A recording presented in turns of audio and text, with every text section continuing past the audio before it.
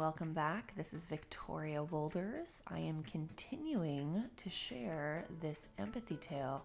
As you can see on the screen, the name of the tale I'm continuing and the part we are in. If you are interested in exploring more empathy tales, please click on the link. If you are interested in listening to the other parts of this empathy tale, you can check those links on the screen as well. And we are going to get started right now.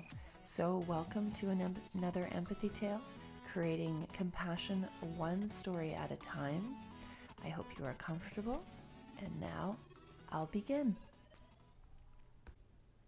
He could see his youngest brother in the field, and the eldest laughed at him, thinking to himself, I think this is going to be a better life for me.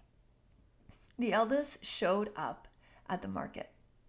Mrs. Fields is there, and she is curious why she sees her friend's brother. Oh, my dear, where is your brother? The old lady whispered. We have switched jobs, and I am the new hired help to do this easy job, the eldest brother replied in a bitterly cold way. The old lady was surprised and stumbled upon her words.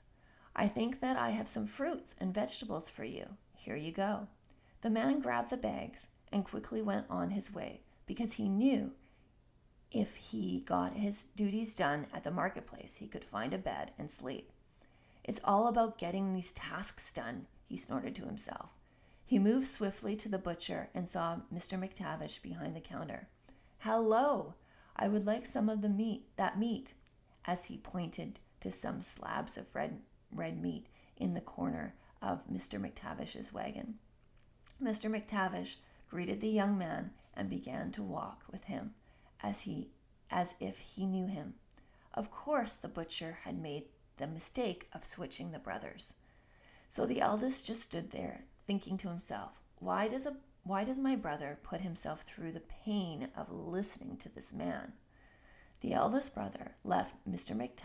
McTavish talking about his wife in an abrupt way because he couldn't stand listening to him, and he felt like he had to go to the cathedral. As he waltzed into the cathedral and he bumped into the father, he was surprised to see how lowly he was and how old the man was. Here, he was a strong young man, and this father chose a life of being in these four walls. The eldest brother just did not get it. He shared a brief hello with the father and then glided into a pew where he mumbled a quick prayer. The youngest son was out in the field. He was delighted that he was out in the field. He was grateful of this wonderful opportunity. As spring turned into summer and the eldest brother began to forget about asking Mrs. Fields how her children were doing, Mr. McTavish how his wife was and seeing Father John and praying at the cathedral. As the months went on, the butcher looked sick, and the eldest brother didn't know what to say anymore. He didn't want to ask him how he was doing. He was not the man to pry. In turn, he decided to just make his quick order and leave swiftly. Over summer and autumn, the eldest brother began to sleep in more and thought to himself, I can get these jobs done quickly and then go back to my cottage to sleep and rest. I can do the job in less than an hour, and my younger brother took 3 hours. He is so inefficient with just talking to others. I just don't understand what the point is. The youngest brother was sad that he wasn't able to connect with his friends. He was away from the life he loved, and he knew his brother wasn't doing his job properly. He became resentful for being in the fields, and he yearned for connecting with his past relationships. His eldest brother just didn't have the words and emotions to connect with others like he did. It was winter, and the fields were now dormant, but the eldest brother still expected to go into town. The youngest brother would talk to his eldest brother, and he heard his brother's discussion with the villagers. To the youngest brother, it felt like a cloud of smoke floating into the room that suffocated the rest of the family with its social ignorance.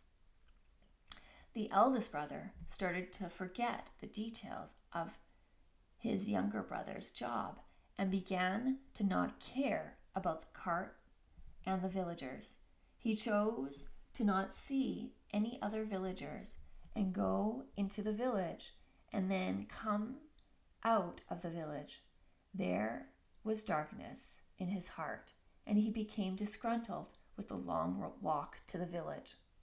The second brother felt sick and was unable to do his job. The eldest brother and the youngest brother turned to each other. They replied, "We are not doing."